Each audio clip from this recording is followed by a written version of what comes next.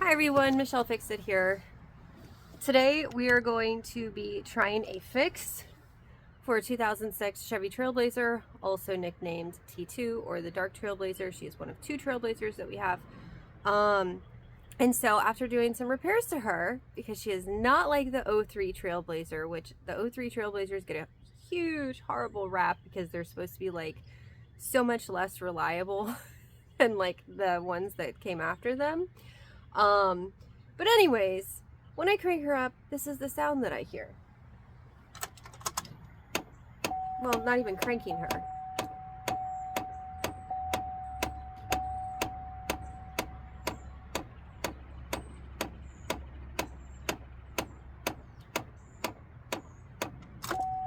And eventually it does go away. When I crank it, it still makes that noise.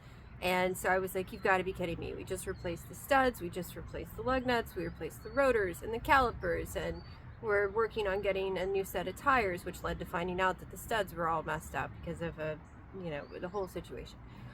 So of course I jump online and I start doing my research because my initial thought was that it was going to be an actuator. And according to the trailvoid.com site, when you look it up, and of course there's no video attachment, there's no pictures or anything like that, it's just a forum where people that are obsessed with Trailblazers and Envoys and the other three that are out there all convene and help each other out, because some vehicles have followings and communities, and this is one of those vehicles. And so shout out to Envoy Boy 2004, because someone asked the question of the ticking, and it said apparently I can't add pictures or anything like that. And so Envoy Boy 2004 said that it's the recirculator actuator. So it is an actuator, so I was correct. However, JKB 242 was talking about pulling fuses to see if we can get the system to recalibrate so that we don't have to take the whole entire dash out to get to that recirculator actuator, which would be great because I really don't feel like doing that. I mean, the weather's getting better, but I already have enough projects. I don't want another one. Like, I don't seek projects out. I seek to be reactive when I have to, but be proactive the rest of the time. So we're gonna see what happens when we pull fuse 36 and 39 in the rear fuse box, because the Trailblazers have a front fuse box. It's located in the front like most vehicles, and they have another one that's in the back. So we're going to pull 36 and 39, and then the procedure according to Envoy Boy 2004 is to wait about 90 seconds, then put the fuses back in, turn the key to the on position, not start. Don't touch any HVAC controls for at least 90 seconds while it calibrates and runs. Turn key off, start truck, and check for noise and operation of HVAC system. So that will be fantastic. Hopefully that gives us a fix, but we're gonna now have it plugged in that at some point I might have to change out a recirculator actuator, which I've changed out actuators before, but normally they're in convenient locations, so we shall see. So let's go on an adventure. Oh goodness. Will.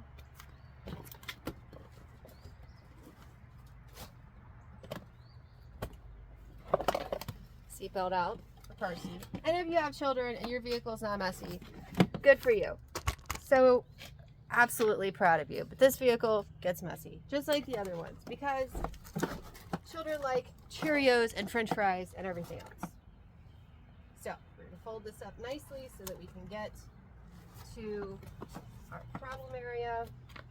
We're going to flip. I love it how they number it. 1. Oh, good grief. There's even stuff in the back.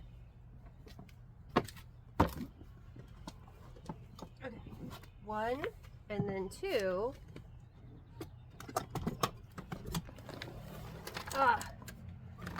Gets you to this fuse box.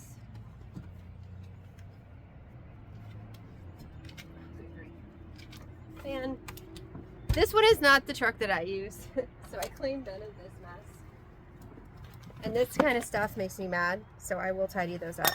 because that is very annoying. You're going to want a flathead, or if you have one of those little pronged guys, then you'll pry those two guys out. So I'm going to try to find a tool.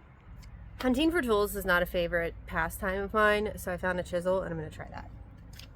So, oh gosh, I wish that you guys could just like follow me around. I didn't have to pull you and adjust you and do all this stuff. So under here, you guys see? You can see. You have these two little tabs. So you're going to pull the little short ones out a smidge, which these have already been pre-pulled. And it should be that they pop out.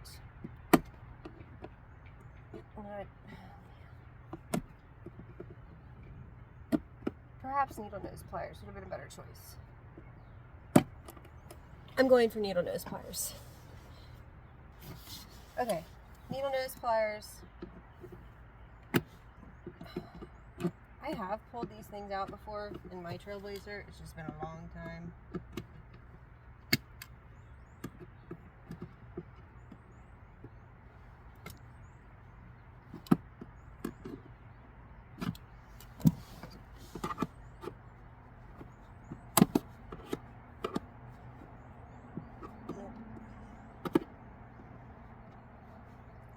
Problem with these is they're already like super rounded.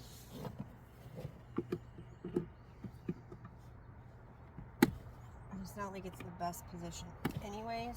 I'm gonna try for a hammer.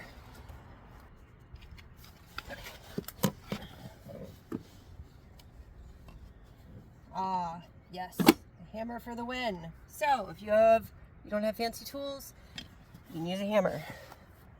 So this little guy in the center pops out because he creates pressure on either side right here. And so with the hammer, you can just pull him right out. So we're going to stick that to the side. And we'll go for the other one.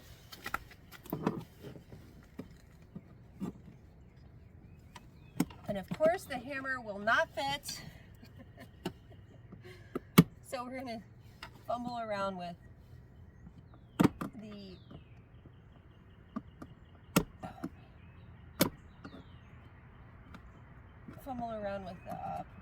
it's not a pry bar, but if I had a pry bar available to me, that would be fantastic. Ow!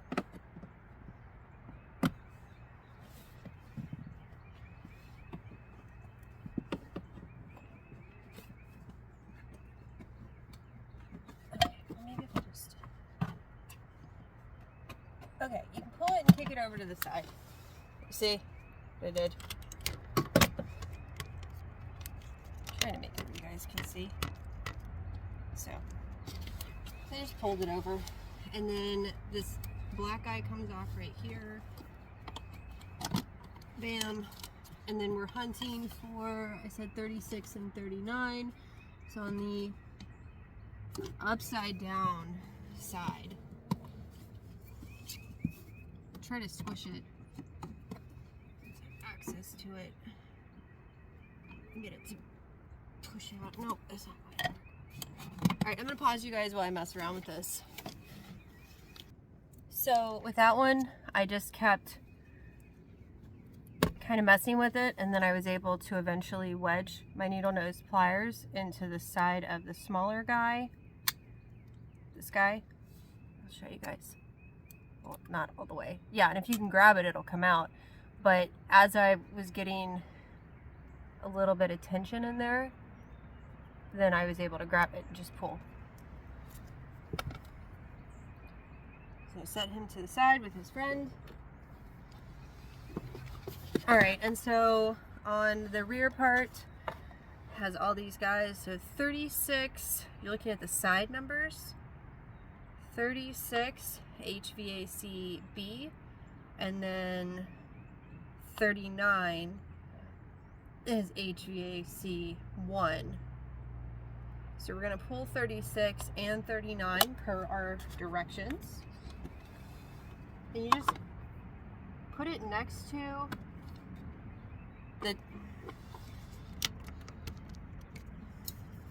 I'm going to have to shrink you guys down. Alright. So 36 36 was right here, and then 39 was right here. So we're going to keep our fingers right there and right there so that we know which ones we're going for, because instead of making it where from this side you can look at it, it's actually upside down. So you're comparing to what you have.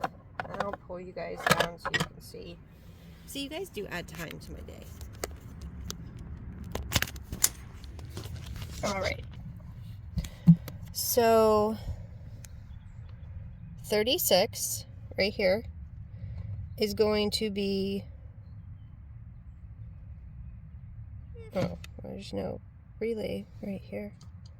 So these pictures correlate to what's going on in the box. So 36 is this one, and then 39 is this one. Because if you just like flipped it over, like I wish they would have put this sticker in a different orientation, because who's going to be accessing from the other side? That doesn't make any sense. So we're pulling 39, which is a 10 from over here. I'm holding you guys with my right hand. Trying to use pliers with my left hand. So double check yourself. 39, 39, pull, and then we're going to stick that right next to it so that we do not lose it. And then 36 is right here. So pull that one. We're going to put that one right next to it so that we know where these guys go. And then we are also going to check and make sure we don't have blown fuses. So put our flashlight on. And you see how there's like a little U in there? And there's no little messed up spot on it? That fuse is fine. They also have fuse testers, but that's a visual inspection of that fuse. And we're going to do the same thing over here. And look at this one. And this one also looks fine. So another visual indication that that fuse is fine. If I have a fuse tester available to me, readily available to me, then I'll test them.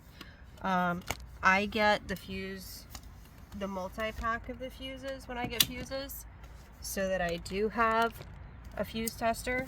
It's like a little yellow guy, and you just stick it on either side of the fuse, and then boom, if it lights up, it means that the fuse is good. So I'm going to pause you guys for around 2 minutes, even though it says to do 90 seconds, and let everything just sit, and then we'll continue the video from there. Alright, I was doing some light reading in the trailboy.com site. So it's been around 2 minutes, and we're going to go ahead and put those two fuses back in. The chunk.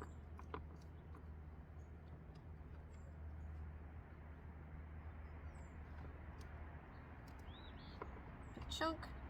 We're going to leave that there, and then we're going to try to crank up the Trailblazer and see if it got rid of the noise. No, we're not. We're going to put, because we follow directions, so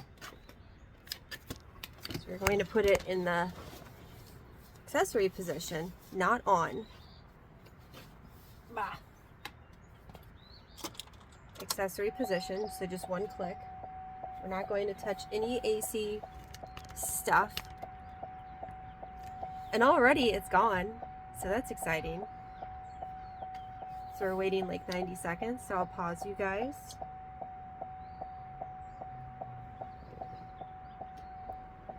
So I jumped the gun. It was when I put the key in, and then as soon as I kick it over to accessory,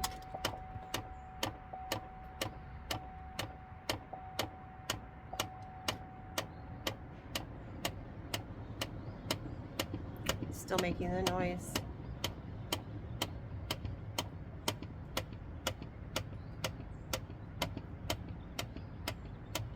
Which means that taking the dash out of this Trailblazer is going to be in my future. Yay! But everything still seems to be operational. It's just a very annoying, obnoxious noise. So once we wait that 90 seconds, then I will test the functionality of everything and see if I'm having any issues with with the air conditioner or anything like that. Vent usage. I know that sometimes when actuators go out, like for my 03,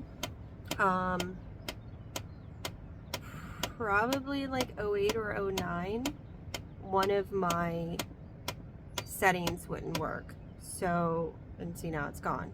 One of my settings wouldn't work, and so being that I just didn't care, I took it into the shop because I was busy and I just wanted to see what it was going to cost, and they were like, yeah, it's an actuator, it's like $100, it's really easy to get to. Because I knew them really well. I work with them because like I worked at a car rental place, and so we did business with them all the time. So it's nice to be nice to service people, and then service people will try to look out for you as well and build those healthy relationships. So $100 actuator, boom, it was done.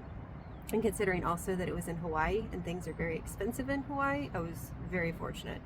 So it was just an actuator, and it was just like I have a different air conditioning system than this one does, but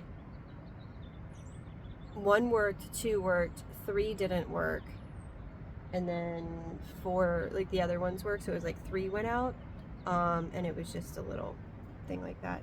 I know somebody out there that is Trailblazers can be like, yeah, that wasn't an actuator, it was this. I don't know. That's what I was told. I paid $100. I was perfectly fine. They fixed it. It's fine. If it was something super easy and it goes out again and I have to hunt it down and I'm like, oh, they ripped me off or whatever, then I will say that. But that shop, like every area I go, I try really hard to find a shop that I really like, because I know a fair amount, but then some things are just outside of my skill set. And it takes a lot for me to get to a point of saying this is outside of my skill set. So I'm a very determined person, but I do try to, you know, make friends and treat people the way that they should be treated. Everyone should be treated nicely. So we're going to crank it up and see if it starts clicking again.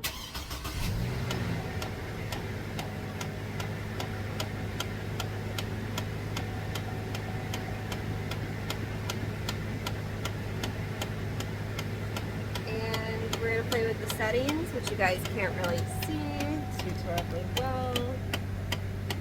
So I'm going to turn the air conditioner down for cooling.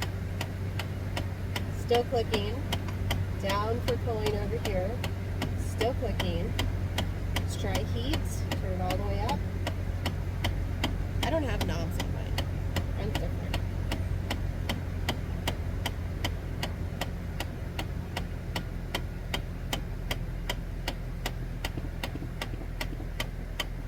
More of a flop at the end right now when I turn the heat on.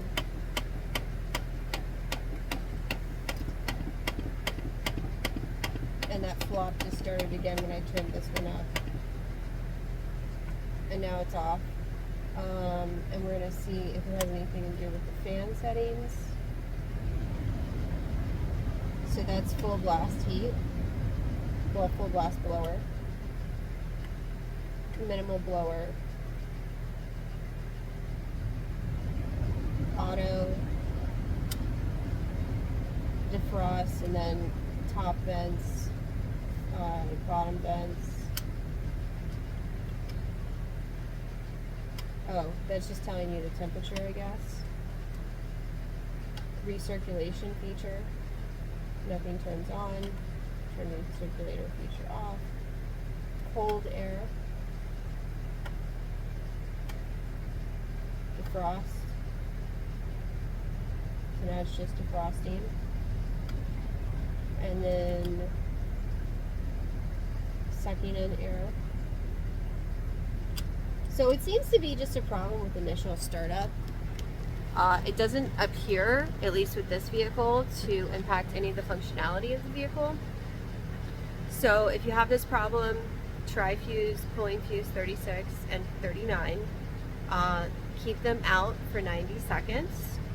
And then come back to your vehicle, put the key in, and then turn it the first click, which is your accessories position, and then don't do anything for 90 seconds, like if you're not clicking. Unfortunately, we were still clicking, and then turn it on after that 90 seconds. You might as well wait like 2 minutes. 90 seconds is like a very precise amount of time. Or if you don't want to go through all those steps, a thing that normally you can do is just take the terminals off of the battery and see if it just resets itself that way.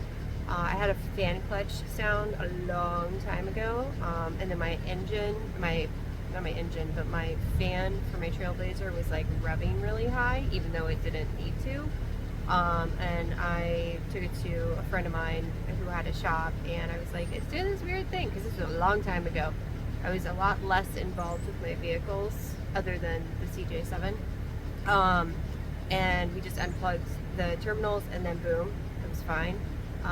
And that was it.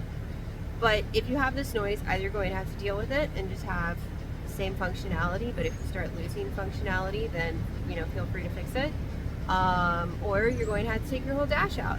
So right now, because it's not impacting functionality, I have other vehicles with other things that I have to do. So if you're patiently waiting for the tearing the dash video out right after this video, if this is your problem, it's going to be a little while before I tinker with this, because I have more things to do in a proactive and then a reactive setting with the other vehicles. Because this is like one of a bunch of vehicles that I have. I don't even know how many we have. 1, 2, 3, 4, 5, 6. I forgot 7. I don't touch that one. So we have 8 vehicles or modes of transportation, but we have 7 that I tinker with. So this is one of 7. So video will come at some point, maybe, unless it just magically fixes itself. So you guys like and subscribe. Have a fantastic day, and I will see you next time. Thank you for being a subscriber. Totally appreciate it. And that's it. Michelle Fix It says bye and have a great day. And be a happy cat.